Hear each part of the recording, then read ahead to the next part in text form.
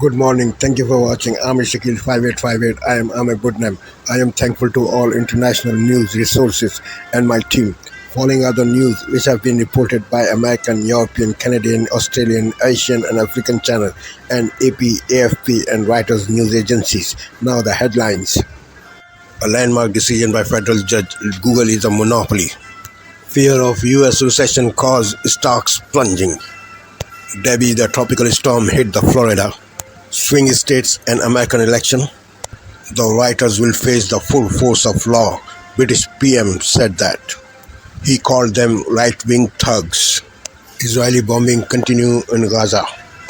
Bangladesh Prime Minister flee the country after violent protests. Olympic Games in Paris are continuing without a hitch.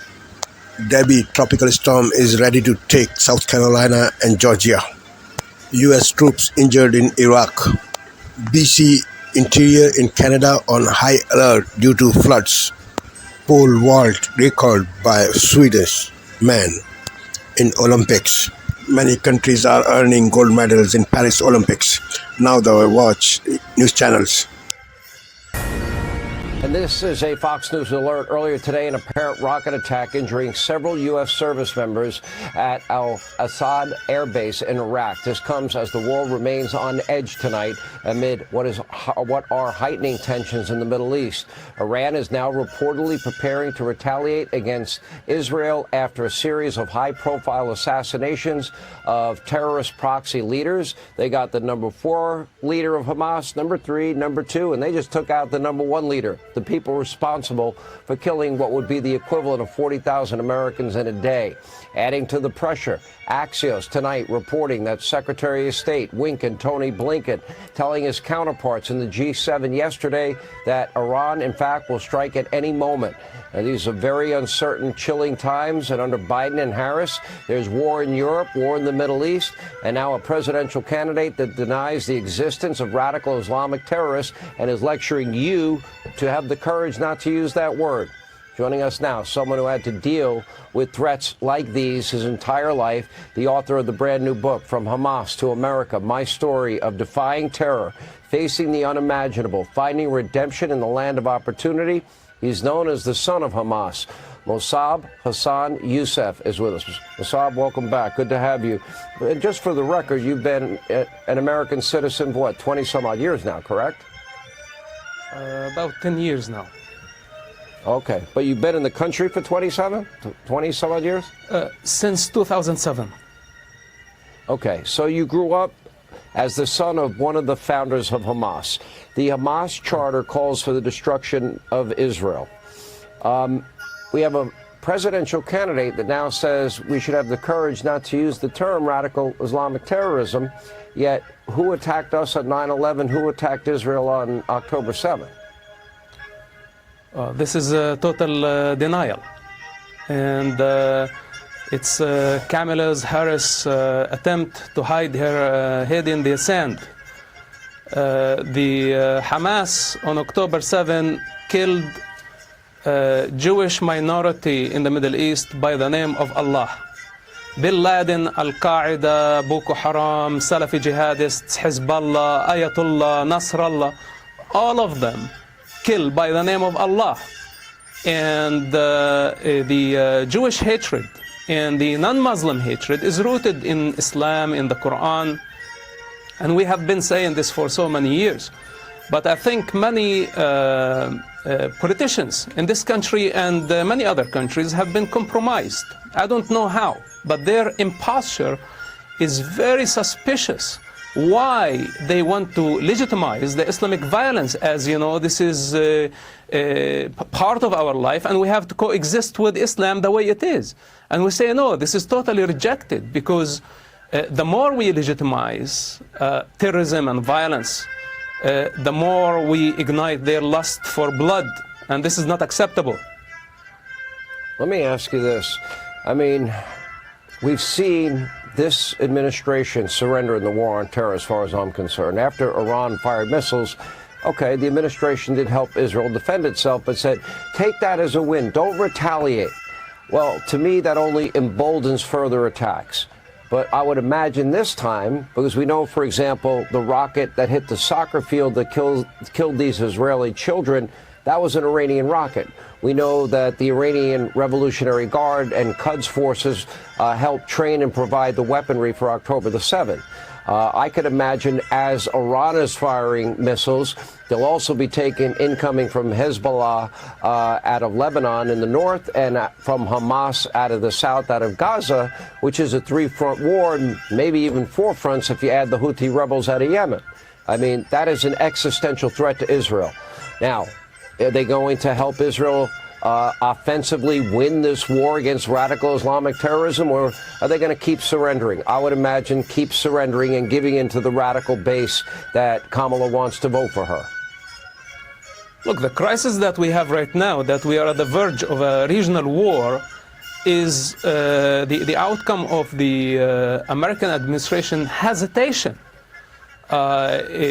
Iran is not, or the Islamic Republic actually, and Ayatollah, they are not only attacking Israel. To them, America is the great Satan. They always chant death to America before they say death to Israel. So this is a strategic enemy of the United States, first of all. And in fact, Israel is fighting on behalf of the United States in that region. Now, after October 7 and this hesitant policy towards the Middle East, which basically we see Iran about to obtain a nuclear weapon, and they already have ballistic missiles, they have been destabilizing the region through their proxies, but also they can reach Europe, they can reach all the American interest in the Middle East, and we hide our head in the sand and we let them go. They are not that far from achieving a nuclear bomb. We want to give Ayatollah a mass destruction weapon and we're watching it. We see his nuclear program and we are in total denial. Well, this is madness. It is a complete madness. Mossab Youssef, from Hamas to America, my story of defying terror, facing the unimaginable, finding redemption in the land of opportunity on Amazon.com, Hannity.com, and bookstores around the country. I hope Kamala Harris listens to you, but she won't. Thank you, sir. Appreciate the warning and the heads up. You know more than Tonight, Debbie takes aim at Georgia and South Carolina after slamming Florida. Communities are bracing for potentially historic flooding. The impact will last for days up and down the eastern seaboard, disrupting thousands of flights and the worst day for stocks in nearly 2 years. What's behind the meltdown? But first, Debbie smashing into Florida's Big Bend and turning deadly. Hurricane-force winds, driving rain, and a powerful storm surge knocking down trees and power lines, leaving hundreds of thousands without electricity. A 13-year-old boy died when a tree fell on his home. A big rig crashing into a canal, killing the driver. First responders making high water rescues. Thousands of delays and cancellations impacting the East Coast and beyond. But the worst may be yet to come. Debbie is now heading north slowly, expected to linger over Georgia and South Carolina. Up to 30 inches of rain is possible in some low-lying coastal areas. Savannah and Charleston under a high-risk flood threat, the highest possible. And here in the Northeast, a rare tornado slices through Buffalo, ripping roofs off buildings and knocking out power. Faith Abube and Ginger Z are in the storm zone. Stock markets around the world take a beating, the Dow plunging more than 1,000 points amid fears of a slumping U.S. economy and the possibility of a recession. Rebecca Jarvis on what may lie ahead. A landmark ruling from a federal judge designating Google a monopoly. What's next for the online search giant? Vice President Kamala Harris nears a decision on a running mate after meeting with top contenders. What we know about the timing and Harris's thinking. Selena Wang reports from the White House. News just coming in, several U.S. troops are injured in a suspected rocket attack on a coalition base in Iraq as American diplomats scramble to limit any retaliatory strikes on Israel following the assassinations of top Hamas and Hezbollah commanders. Tom Suvi-Burge with late reporting from Israel. Robert Kennedy Jr.'s new admission and the fallout. Why he says he left a dead bear in New York Central Park. Jonathan Carl reports. The near miss in Sacramento. A small plane crash lands into a golf course pro shop, almost hitting a golfer. From ABC News World Headquarters in New York, this is World News World Headquarters in New York. This is World News Tonight with David Muir. Good evening, everyone. Thanks so much for joining us on this Monday night. I'm Lindsay Davis in for David. We begin with deadly tropical storm Debbie slamming the southeast at this hour. States of emergency along the coast. Parts of Georgia and South Carolina are preparing for what could be historic flooding. Hundreds of thousands of customers in Florida now without power. The storm made landfall as a Category 1 hurricane near Steinhatchee, Florida, with winds of up to 80 miles per hour. Debbie then slowing to a tropical storm as it cuts a path along the state's west coast, pushing its way toward the Carolinas. This is the first hurricane to hit Florida this season, dumping more than a foot of rain in some parts. At least 4 people killed, including 2 children. The storm is also blamed for a horrific accident in Tampa, an 18-wheeler losing control, careening into a canal. Savannah, Georgia, in the path of what could be a once-in-a-thousand-year rainfall event, the potential for as much as 30 inches of rain. The storm causing thousands of flight cancellations and delays along the East Coast. The warning tonight that the worst is still to come. Ginger Z is standing by. ABC's Faith Abube leads us off from Florida. Tonight, life-threatening storm surge, powerful winds, and the potential for feet of rain. Debbie leaving death and destruction in its wake. The system gaining strength before slamming ashore in Florida's Big Bend around 7 a.m. A Category 1 hurricane packing sustained winds of 80 miles an hour. We're about 20 miles from the coast, and we're now in the eye wall of Hurricane Debbie. We're just now starting to see this finally come in from the southeast with all these bands and stinging rain. More than a foot of rain in spots already. A flash flood emergency declared northwest of Gainesville. And you can see members of the Florida National Guard in high water rescue vehicles going into neighborhoods like this that are flooded to rescue homeowners. We met Kristen Mallet. She evacuated with her family as their neighborhood started to flood. Are you surprised by what you're seeing? Yes, because I've never seen anything like this before. Major flooding in Sarasota. As you can see right behind me, there's an active rescue happening as we speak. This is one of many that we've seen since we got here just about half an hour ago. In Levy County on Florida's Big Bend, a 13-year-old boy killed inside a mobile home by a falling tree. The young man was asleep in his bedroom, and that's where the major impact was. Near Tampa, dive teams working in dangerous conditions, pulling a semi-truck from a canal after it slid off Interstate 75 around 2:30 in the morning, recovering the body of the 64-year-old driver. More than 300,000 Florida customers losing power at one point, and flight cancellations piling up across the country. Our Trevor Alt at LaGuardia. So this storm, along with separate storms in the Midwest and the Northeast, have caused thousands of flight cancellations back-to-back days during a really busy stretch of travel. It's mainly impacting the East Coast, but this has ripple effects all over the country. Debbie now crawling into Georgia and South Carolina, where it'll sit and dump rain for days.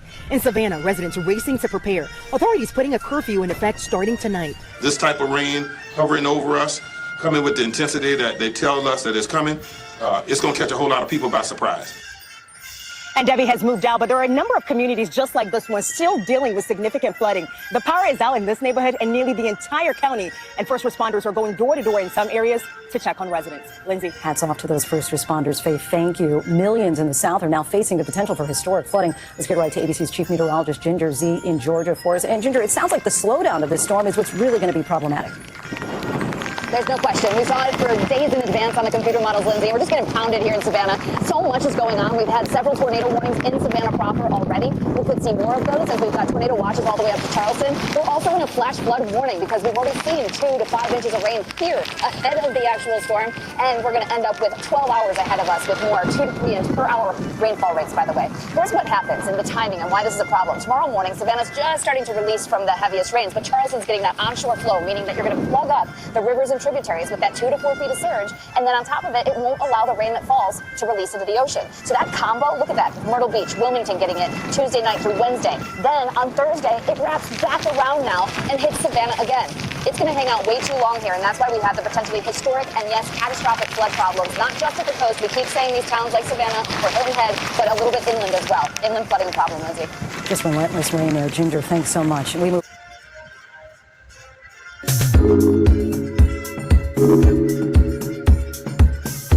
Yango. Move on now to the stock market, suffering one of its worst days in years. A global sell-off triggered by new concerns of a possible recession for the U.S. economy. A rocky day across the board. The Dow Jones today lost more than 1,000 points, closing at 38,703 points. The Nasdaq falling 576 points. And take a look at the S&P 500, suffering its worst day in 2 years, down 160 points. What this could mean for the Federal Reserve and a likely rate cut next month. Here's ABC's chief business correspondent, Rebecca Jarvis. Tonight, a stock market sell-off. The worst day on Wall Street in nearly 2 years. Investors rattled by a growing list of concerns, from high interest rates to disappointing reports on jobs and manufacturing to the threat of war in the Middle East. All of these things created a perfect storm, and you had everybody just wanting to sell everything they had. So across the board, there was nowhere to run, nowhere to hide. The heavy selling started overnight. Japan's market down more than 12%, its worst day since Black Monday in 1987. U.S. stocks plunging out of the gate, the S&P 500 closing down 3%, with some of the hardest hit, high-performing companies in tech and artificial intelligence. We've had 18 months, 2 years of a market that has rallied incredibly. So when you finally have the market reversing, it is not a time for people to be panicking. I'm not in panic mode, and I don't feel panic here. Lindsay, the meltdown could mean the Fed takes the extremely rare step of cutting interest rates before its next meeting in September, or cutting them more aggressively in September, bringing down borrowing costs on things like your credit card in order to avoid a recession. Lindsay? And switching gears, Rebecca, we know there's another major financial story breaking tonight. What does this mean for Google now that a judge has ruled it a monopoly? This is a major blow for Google, Lindsay. It's a landmark case that also could impact other big tech companies facing similar suits. That judge has now ruled that Google did maintain a monopoly over its search business. The judge will now decide whether to break up parts of Google or how the company operates as part of its business. In a statement, Google telling ABC News tonight it will appeal the decision. Lindsay? Rebecca Jarvis for us. Thanks so much, Rebecca. Now to the race for the White House and the growing speculation over Vice President Kamala Harris's choice for running mate. She's expected to appear on stage with her pick in Philadelphia tomorrow night. Her campaign says the final decision has not yet been made, with several top contenders on the list. It may be coming down to the wire. Here's ABC's Selena Wang. Tonight, Vice President Kamala Harris just hours away from making one of the biggest decisions of her career. Harris closing in on her choice for running mate, meeting at her Washington, D.C. home with the leading contenders. Arizona Senator and retired astronaut Mark Kelly, the husband of Gabby Giffords. Minnesota Governor Tim Walz, a retired school teacher and 6-term congressman. Hi, Governor. You on the beef steaks yet?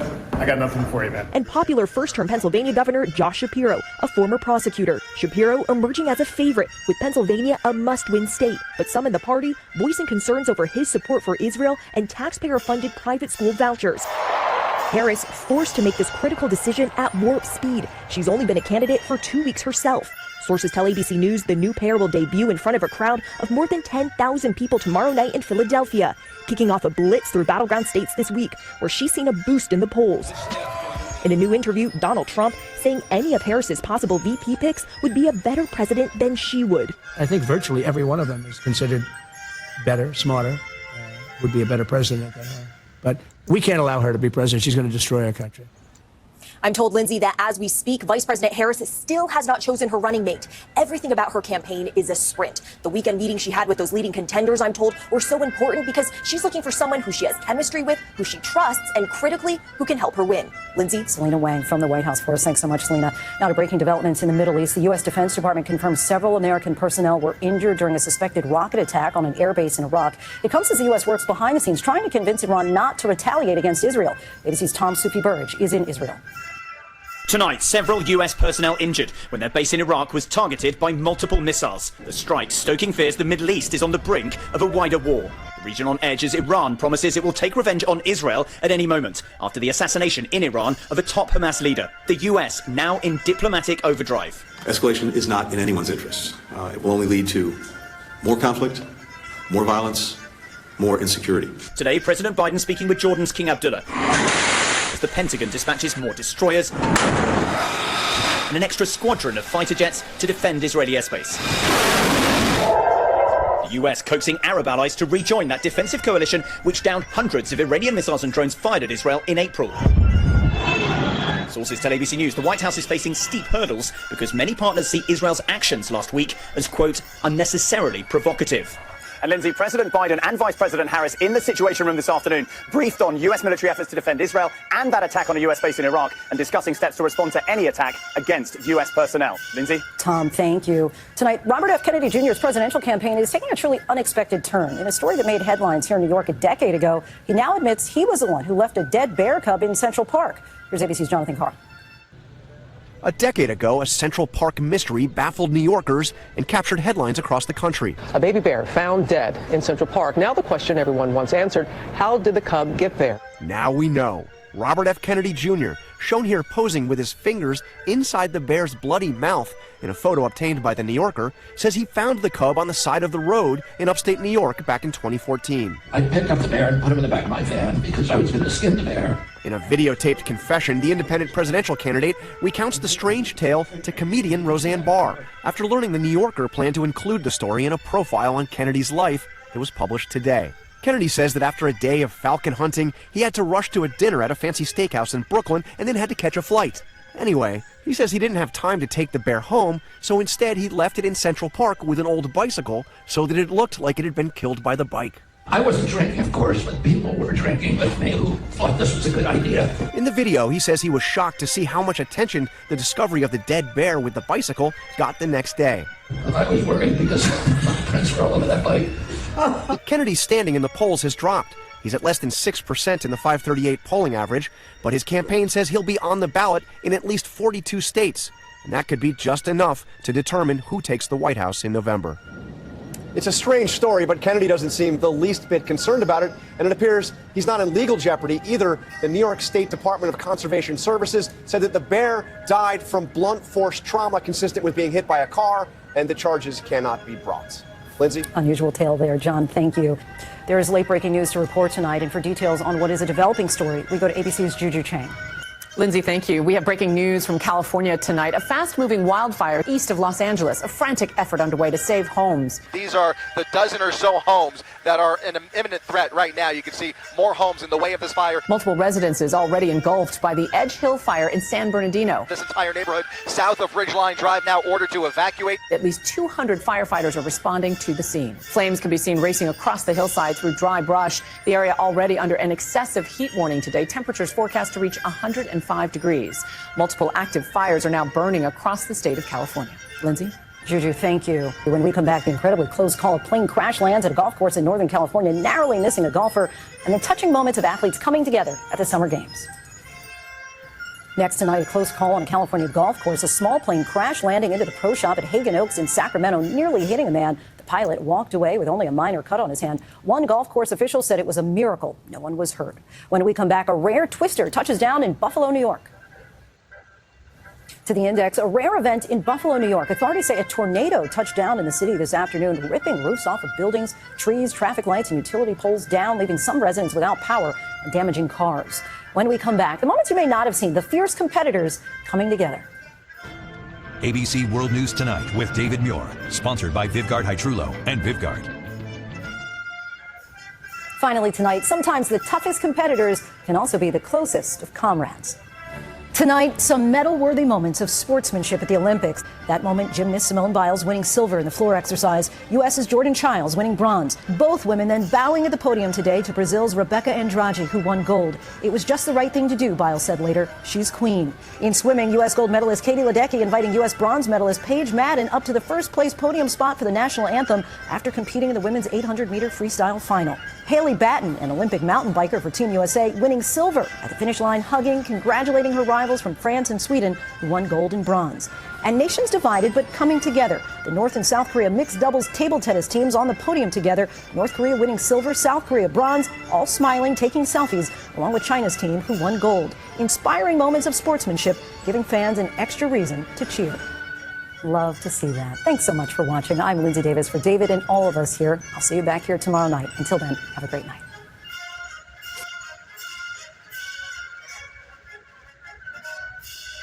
I'm Amna Nawaz. Jeff Bennett is away. On the NewsHour tonight, a federal judge rules that Google is a monopoly, a landmark decision that could ripple across big tech. Stocks plunge around the world on fears of a U.S. recession. A look at the data fueling investors' concerns. Hurricane Debbie batters Florida's coast and threatens inland flooding. And we speak with voters in the swing state of Georgia about Vice President Kamala Harris's campaign and the issues driving this election. Tech industries. That is Vanderbilt Law School's Professor Rebecca Allensworth joining us tonight on this landmark Google ruling. Professor, thank you. We appreciate your time. Thank you. And in other major business news, global markets started the week in a tailspin amid concerns that the U.S. economy could be sliding towards a recession. On Wall Street, the Dow Jones Industrial Average had its worst day in nearly 2 years, dropping more than 1,000 points. The Nasdaq lost more than 500 points on the day. The S&P 500 dropped 160 points, or exactly 3%. Globally, the Japanese stock market dropped more than 12%, its biggest percentage drop since the late 1980s, while sell-off spread to other markets in Asia and Europe, which are facing slowdowns of their own. To discuss what this means, I'm joined now by David Wessel. He's director of the Hutchins Center on Fiscal and Monetary Policy at the Brookings Institution. David, welcome to the Institution. David, always good to see you. Thank you. You're welcome.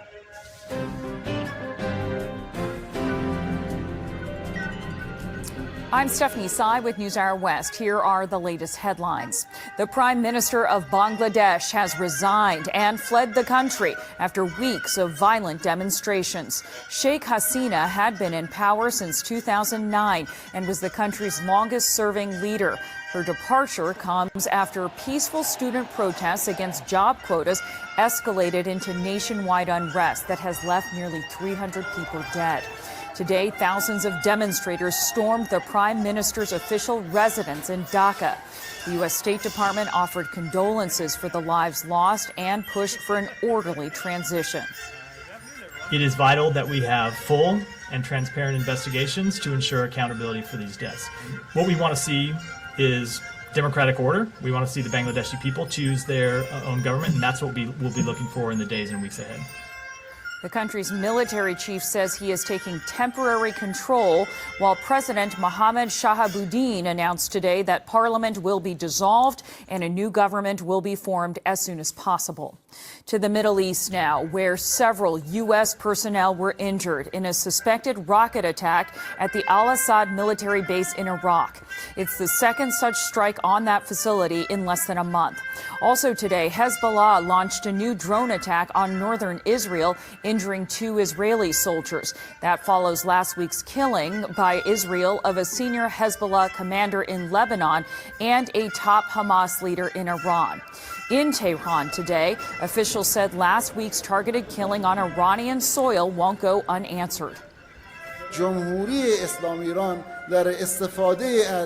The Islamic Republic of Iran will definitely take serious deterrent actions to guarantee its security and punish the aggressor with power, decisiveness, and toughness. Meanwhile, the United Nations says it has fired 9 staffers from its Agency for Palestinian Refugees, known as UNRWA. An internal investigation found they may have been involved in Hamas's October terrorist attack against Israel. Allegations of such involvement led more than a dozen countries to pause funding to UNRWA. Most have since resumed doing so, though the U.S. has not. Venezuela's Attorney General is launching a criminal investigation against opposition leaders Edmundo Gonzalez and Maria Corina Machado, claiming the pair are inciting police and military officials to disobey the law. Gonzalez ran against President Nicolas Maduro in presidential elections last week. Independent tallies show Gonzalez received more than twice as many votes, but Maduro was declared the victor. Today, the opposition leaders published a letter calling for security forces to stand up for the people. Back in the U.S., the Supreme Court rejected an attempt to delay Donald Trump's sentencing in his New York hush money trial until after the November election. The decision also left in place a gag order on the former president. The state of Missouri had filed the lawsuit claiming the New York case infringed on the rights of voters to hear from and vote for their preferred presidential candidate. In May, a jury found Trump guilty of 34 counts of falsifying business records. His sentencing is scheduled for September. In Arizona, a lawyer for Donald Trump's 2020 presidential campaign has agreed to cooperate with prosecutors in an election interference case. Jenna Ellis made false claims about the election and is charged with trying to overturn the state's election results. The Arizona charges will be dropped in exchange for Ellis agreeing to provide information and testify truthfully in state and federal court proceedings. Supreme Court Justice Clarence Thomas failed to disclose more trips on a private jet provided by a GOP donor in 2010. That's according to a letter from Senator Ron Wyden to billionaire Harlan Crow.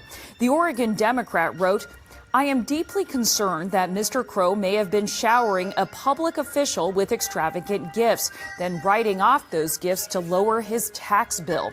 The letter is part of an inquiry into the relationship between Crow and Justice Thomas. A spokesman for Harlan Crow said the inquiries have no legal basis. And we have more results and a few spoilers from the Summer Olympics. On the last day of gymnastics, Simone Biles bid adieu to Paris during today's floor exercise final. She secured a silver medal, while a last-minute score inquiry boosted her teammate Jordan Childs to bronze. And in a display of sportsmanship, the American gymnast bowed to the Brazilian Rebecca Andrade for her golden moment on what Biles noted was an all-black podium. Meanwhile, the U.S. won silver in the mixed relay triathlon after the River Seine was deemed safe to swim in once again. Looking at the evening's medal count, Team USA maintains a healthy lead over China with 78 medals overall. Still to come on the News Hour, anti-immigrant protesters wreak havoc in England. Tamara Keith and Amy Walter weigh in on the Democratic vice presidential pick. We report from a Palestinian refugee camp in Lebanon, where Hamas has been gaining popularity. And decorated Olympian Allison Felix discusses efforts to support athletes with children.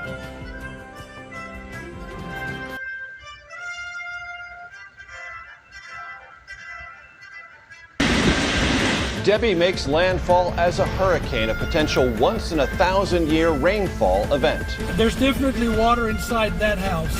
Millions face catastrophic rainfall as the storm moves across Florida, Georgia, and the Carolinas. Worst case scenario would literally be our city underwater, and that thought terrifies me. The CBS Evening News starts now.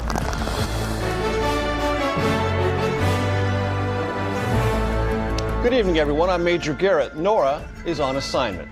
Tonight, Tropical Storm Debbie is slamming much of the southeast with historic rainfall and catastrophic flooding. More than a foot of rain has already fallen near Tampa, along with 6 feet of storm surge along Florida's Big Bend.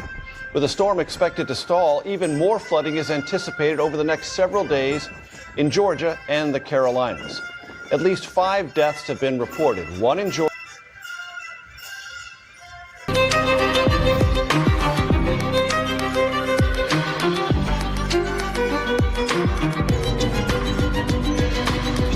We're coming on the air fresh off the markets closing with a massive sell-off, the biggest one-day losses for the Dow and S&P in 2 years. So should you be in freak-out mode? Probably not. Should the Fed? We're going to get into that in just a second. Then Tropical Storm Debbie turning deadly today. A curfew in place now in Florida. Hundreds of thousands of people in the dark. And the storm is far from finished. We're going to take you live to where it's headed. And we've got the forecast. Plus, a new development in just the last couple of hours as we hear for the first time from the deputy who shot Sonia Massey. What he's now saying about those final few seconds of her life in just a minute. Then why the Attorney General says a new ruling against Google is a historic win for you and how you search the internet. Plus, a not so upsetting upset at the Paris Olympics. Keir Simmons explains and tells us his favorite moment of the day, as only Keir can. That's coming up later in the show. Hey there, I'm Hallie, and we're starting tonight with the worst day for Wall Street in 2 years with an... Welcome to Democracy Now!, democracynow.org, The War and Peace Report. I'm Amy Goodman. Bangladeshi Prime Minister Sheikh Hasina has resigned and fled to India after weeks of student-led protests. Bangladesh's army has announced an interim government will be formed to run Bangladesh. Earlier today, crowds stormed Hasina's official residence in Dhaka to celebrate her ouster. She'd led Bangladesh since 2009. Her father was Bangladesh's first president. On Sunday, police violently cracked down as tens of thousands of protesters took to the streets. Almost 100 people died on Sunday, bringing the death toll in recent weeks to over 300. Most of those killed have been student protesters. Hasina resigned as protesters vowed to defy a military curfew and stay in the streets. Nobody can stop us from marching today. If we turn back and face them once, we will liberate Bangladesh. And I want to tell my armed forces brothers not to align with the autocrat. Either you're with the people or stay neutral. We'll have more on Bangladesh after headlines. The U.S. has sent additional military forces, warships, and fighter jets to the Middle East as Israel braces for a possible retaliatory attack by Iran and Hezbollah. Last week, Israel assassinated Hamas's political chief, Ismail Haniyeh, in Tehran, as well as a top Hezbollah commander in Beirut. A number of countries, including the U.S., France, and the U.K., have urged their citizens to leave Lebanon as fears grow of a broader regional war. President Biden planning to meet with his national security team today. In Gaza, at least 30 Palestinians were killed Sunday when Israel attacked 2 schools sheltering displaced people in Gaza City. An out-of-control wildfire burning east of Manning Park is so intense, it's creating its own weather, sparking a thunderstorm with lightning strikes over the weekend. CTV's Ben Milger has more on evacuation orders from that fire and a look at the current situation around the province. I am standing here in Coquitlam filming this, so this is visible from Vancouver. Environment Canada confirms the Calcite Creek fire burning south of Princeton created this pyrocumulonimbus cloud Sunday afternoon. The localized thunderstorm shows just how intense this fire has become. It is something that we see. That fire was burning rank 4, so a crowning fire through the canopy. And when a fire burns that hot, one of the things we can see is that it starts to generate its own weather. The fire has jumped the U.S. border, and crews from both countries are now coordinating their efforts. 16 properties near Highway 3 have been placed on evacuation order as structural protection crews do their best to keep the flames at bay. Other neighborhoods remain on evacuation alert. If your property is under an evacuation alert, is to be ready to go at a moment's notice. That means having a grab-and-go kit ready, any important documents or valuables that you want to take with you, have them ready to go. If you're on an evacuation order, that means you have to leave the area.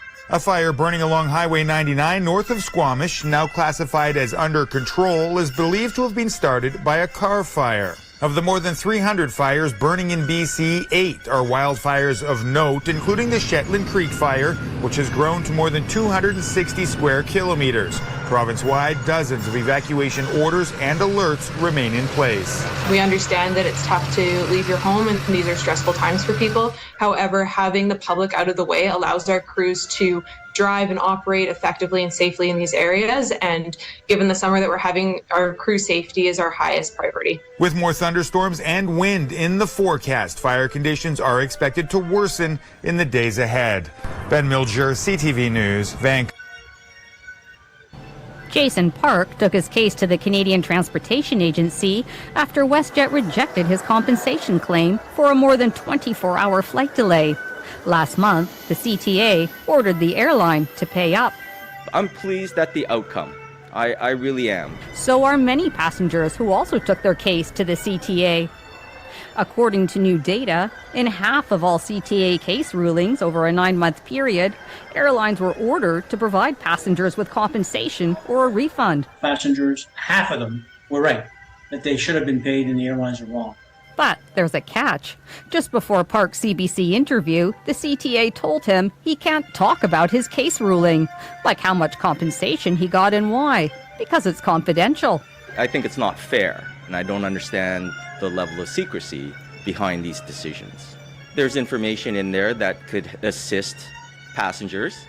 Under federal regulations, airlines must pay compensation for certain flight disruptions.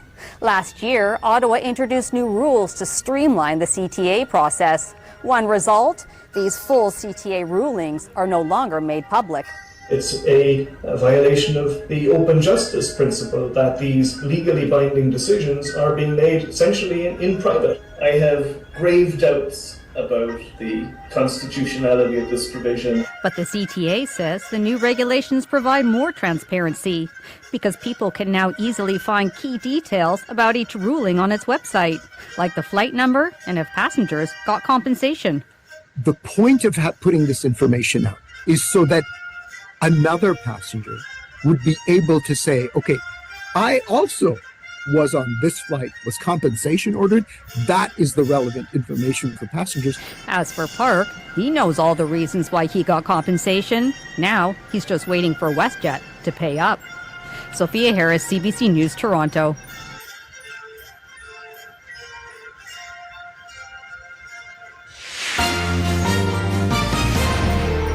On this Monday night, BC's interior on high alert. Water is now flowing over an enormous landslide. The fears a dam could soon burst. Only time will tell as we move through this process and move through this natural disaster. The flood preparations and the evacuation orders. Debbie douses Florida, There's so many cars that are underwater. where the tropical storm is headed next. Market misery, what prompted stocks to plummet, and the advice to investors. And basking in the glow of Olympic gold. I don't think it's sunk in at all. It's been a crazy.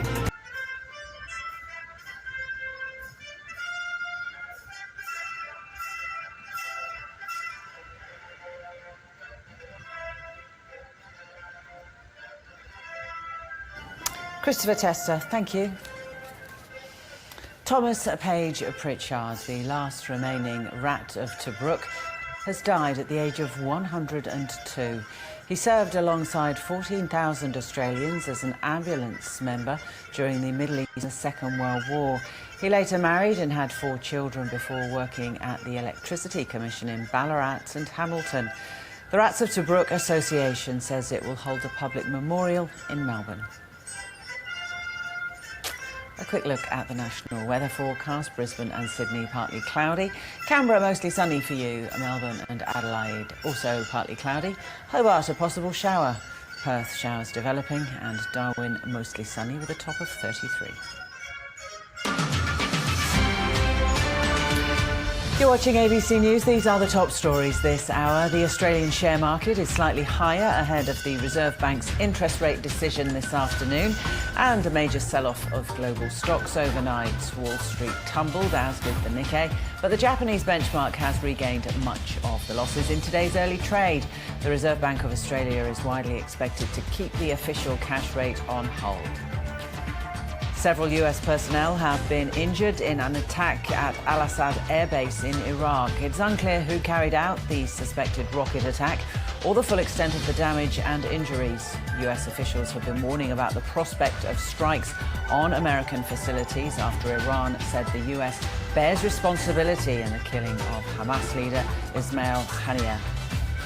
Protest coordinators in Bangladesh have called for a new interim government with Nobel Peace Laureate Muhammad Yunus as its chief advisor. Prime Minister Sheikh Hasina resigned and fled the country late yesterday following a month of deadly anti-government protests. The country's army chief has called for peace on the streets as he prepares to meet with protest organisers. And Australia has had more success in the water, adding to the team's Olympic medal haul. West Australian Jack Robinson secured silver in the men's surfing in Tahiti after losing to France's Coley Vast in the final. And Naomi Fox has added to her family's Olympic gold medal haul after surging past world champion Kimberly Woods in the inaugural women's kayak cross final. The White House is assessing an attack on a US airbase in Iraq, which left several US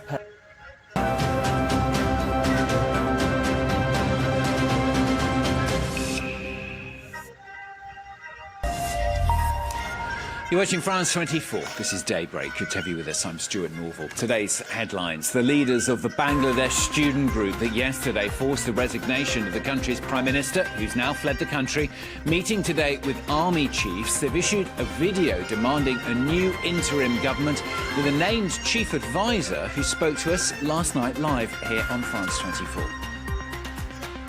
A rocket attack on a US military base in Iraq raises tensions further in the Middle East. All sides urging Iran and Hezbollah to temper any response to the attacks of last week. And another Olympic gold for France in the last few hours as Coley Vast wins the men's surfing on his home waves in Tahiti. That after another day of drama here in Paris. Perhaps the most memorable, a new world record for the man known as Mondo, soaring over his rivals in the pole vault. We'll hear from our sports reporter at the gate.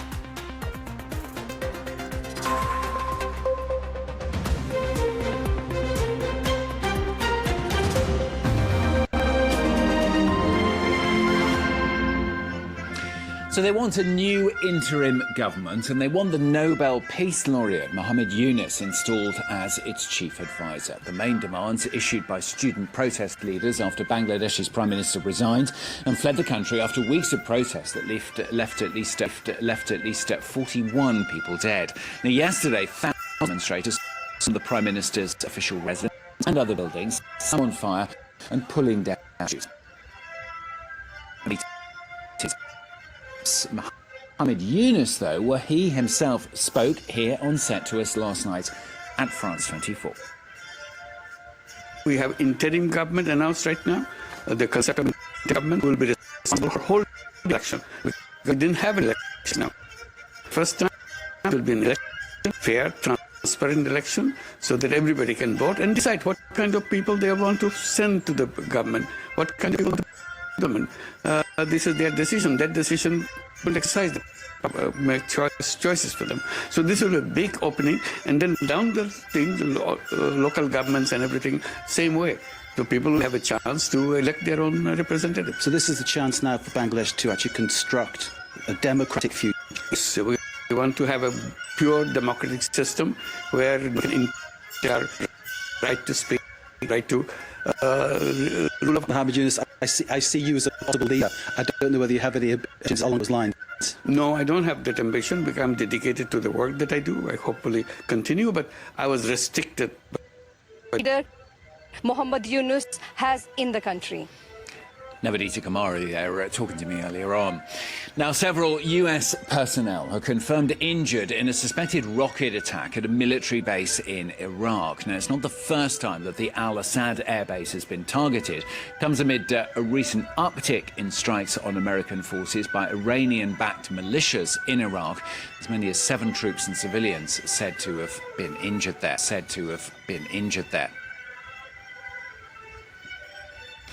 It comes as the United States itself is urging, and also urging other countries to urge Iran through all diplomatic channels, that escalation in the Middle East is not in their or in anybody else's interests. The US Secretary of State Antony Blinken calling the situation a critical moment for the region amid fears that Iran is planning, potentially in coordination with Hezbollah, to retaliate against last week's assassinations. A military chief, Fuad Shukr, a killing that Hezbollah, a Lebanese militant group backed by Iran, has vowed revenge for. France, Britain, Turkey and Italy are among the countries urging their citizens to leave Lebanon. Bringing some other world news now. The US military has withdrawn from a final base in jihadist-hit Niger more than a year after coup leaders in the African country demanded its troops leave. After nearly 800 soldiers pulled out of a base in the capital Niamey in early July, around 200 had remained at the large Agadez base in northern Niger. Now,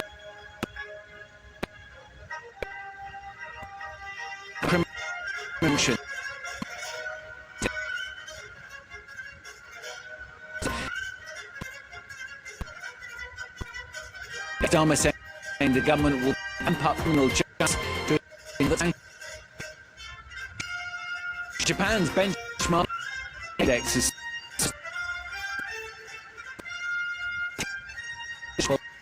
4%.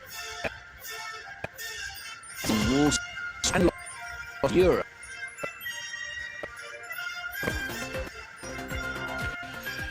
Now, an announcement is imminent, and it's down to 5 presidential candidate Kamala Harris, narrowing her search for a vice presidential running mate to 2 finalists. Governor's ticket of Hero of Pennsylvania. Harris is set to make the announcement shortly ahead of her first scheduled public appearance in her new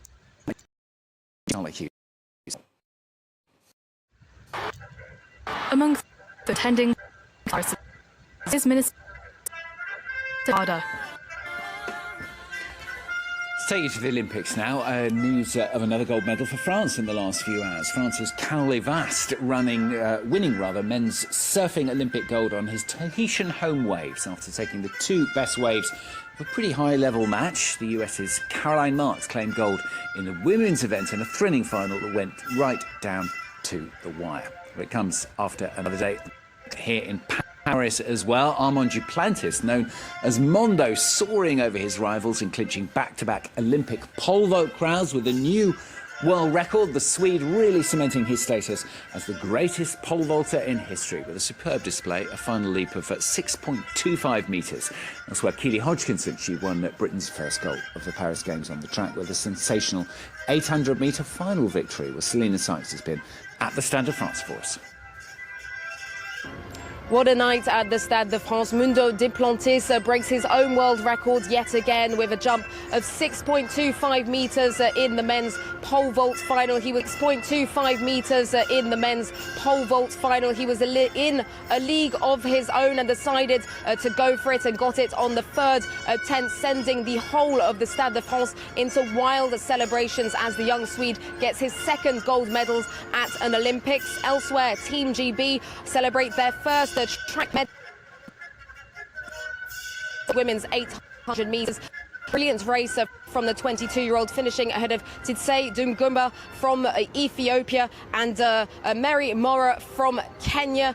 Duplantis wasn't the only one to break a world record in Paris. Cyclists from Team GB, Emma Finkuna, Sophie and Katie Martian winning gold with a time of 45.186 seconds to win the women's team sprint at Paris Velodrome. And finally, Simone leaves the channel with 3 golds and 1 silver as she had to settle for second place in the women's floor final. It was Rebecca and from Brazil the gold. Biles standing out of the area several times. That cost her dearly despite having the more difficult routine, but nevertheless the American leaves Paris as the most decorated gymnast in history. A great comeback after those twisties in Tokyo. She leaves Paris as the most decorated gymnast in history with 11 Olympic medals and 30 world titles. Selena Sykes there at the Games. Now, though initially here in France there was rather a lot of hesitation amongst residents, both in Paris and other cities, about the Olympic Games, well, it seems the tide has somewhat shifted. Ironically, having left the capital during the Games, now some Parisians regretting being far from the festivities and the fervour, so much so that some have headed back to Paris last minute to soak up the atmosphere. Vedika Bahal has more. Demi-finale, semi-final, Brazil v Spain. Not bad. Maybe that one. These French fans hadn't planned to be here at all during the Games. But seeing Olympic fever strike the nation is what convinced them to Paris. So they arrived yesterday by train from Bordeaux and Normandy. I was so pumped that I thought, I have to see it with my own eyes. So that's why I came. I'll stay a couple of days and then I'll leave, having got my little dose of adrenaline from the Games. Watching sporting passion and excitement strike the capital is what also convinced this mother from the French city of Rennes to visit with her daughter, despite not even having any tickets.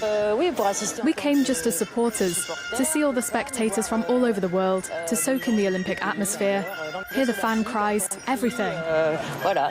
From the other perspective, many locals at first wanted to flee the city, expecting chaos. Like this Parisian dad who's now happy he stayed in the capital. We were supposed to leave, but we stayed in the end, and it's lucky we did, as now we can really enjoy the vibe and seeing all the medals France is winning.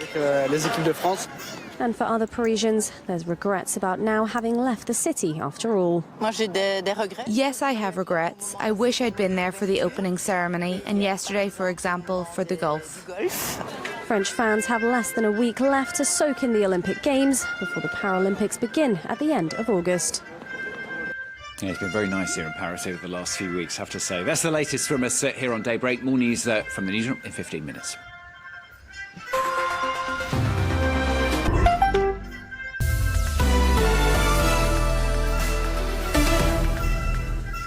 This is DW News, and these are our top stories.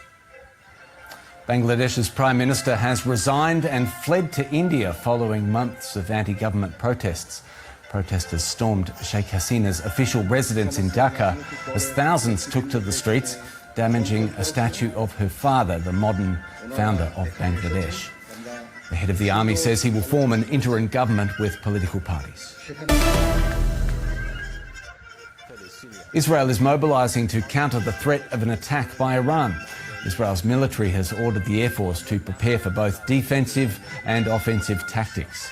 Iran on Monday said it would not compromise on its plan to retaliate against Israel for last week's deadly attack against Hamas leader Ismail Haniyeh in Tehran. US stocks fell sharply on Monday amid mounting fears of a recession. Financial markets in Europe and Asia also recorded heavy losses. Japan's Nikkei had its worst single-day decline since 1987. The global market meltdown began on Friday with the release of the US jobs report, which pointed to signs of a slowing economy. You're watching DW News from Berlin. Don't forget there's lots more to be found at our website at dw.com.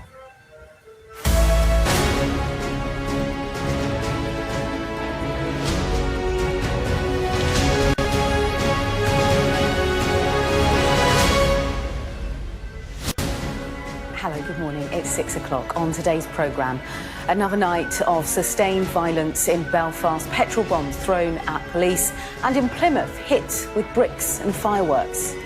A former head of counter-terror policing in the UK says the worst of the rioting should be treated as terrorism, with warnings that the immigration lawyers could be targeted. It's Tuesday, the 6th of August.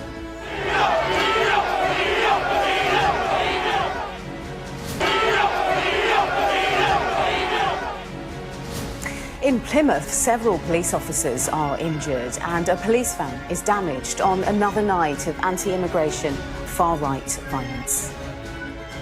How difficult is this to police tonight? Off the scale. It's off the scale today. With the resources we've got.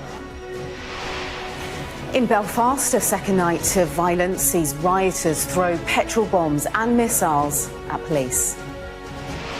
Student protesters in Bangladesh call for Nobel Peace Prize winner Muhammad Yunus to leave the country after the Prime Minister flees. Full extent of failings and conditions at Wandsworth Prison is revealed, highlighting a deeper problem with Britain's prison system.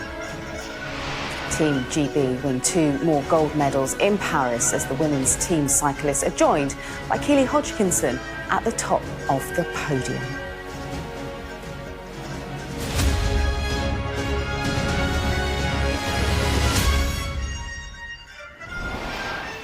Hello, good morning. Several police officers.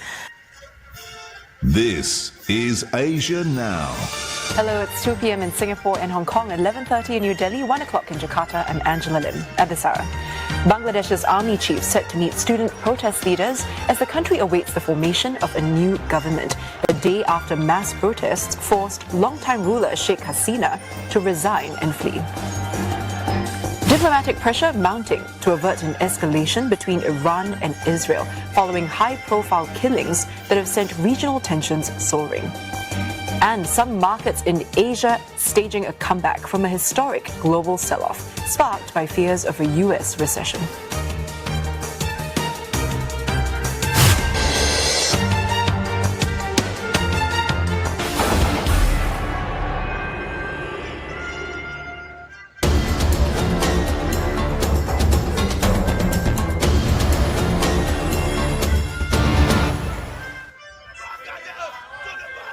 Nigerians were out protesting again Monday despite a plea by President Bola Tinubu to suspend demonstrations against economic hardship.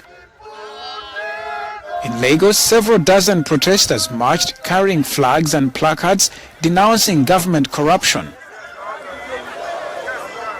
You cannot be claiming that you are righteous and you are prepared to listen and dialogue with us, while at the same time asking us to suspend our democratic actions. So this protest is once again an attempt, to demonstrate that we are not going to allow civilian dictatorship in this country. In a TV address Sunday, President Tinubu, whose policies have been blamed for rampant inflation, appealed to the protesters to stand down prices of just about everything to jump.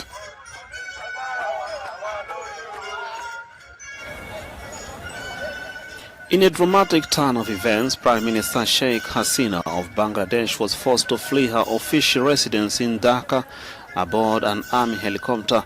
This sudden evacuation came as a result of immense pressure from massive street protests, signaling the end of a 15-year tenure.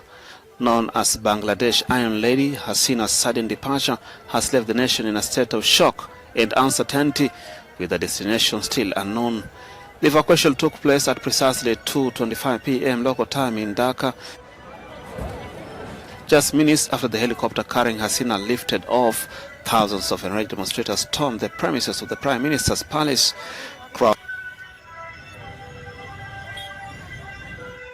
A group of Malian nationals residing in Ivory Coast convened in Abidjan on Sunday to express their opposition to Mali's planned exit from Economic Community of West African States next January. Approximately 3 million Malians live and work in Ivory Coast, and they are increasingly concerned about their future if the military's junta's decision is implemented.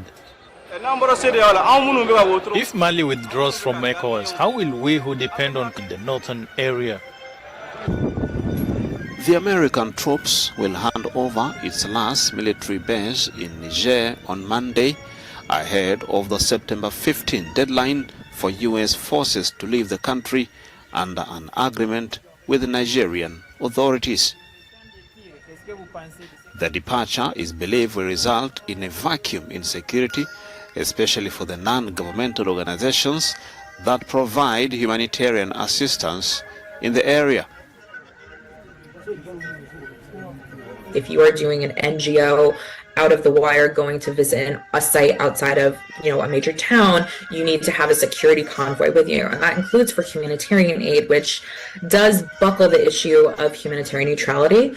But that also means that it puts a huge target on humanitarians, which means that a lot of them aren't going to be moving to their off-sites as much as they used to, which means there's a lot less oversight about what's happening outside of a city. And also it means that most aid now is going to be bundled into cities. So people who are in the periphery, who are the ones who are most in need, the most vulnerable groups, they're the ones who are going to have the least access to humanitarian aid. German troops are also set to leave this month. The withdrawal are part of a larger trend of Western troops leaving the Sahel, a vast region south of the Sahara Desert where groups linked to Al-Qaeda and Islamic State group operate.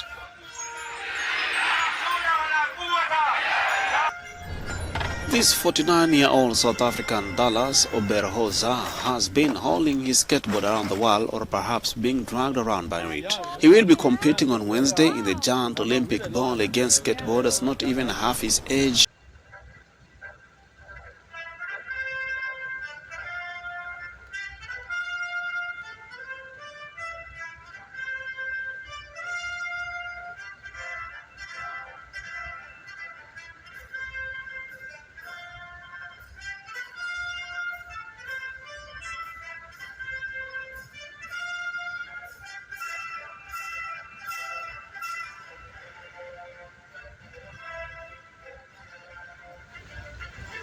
Thank you for watching and privilege of your time. This is Amir Shakil 5858. I am Amir Woodman. Have a good life.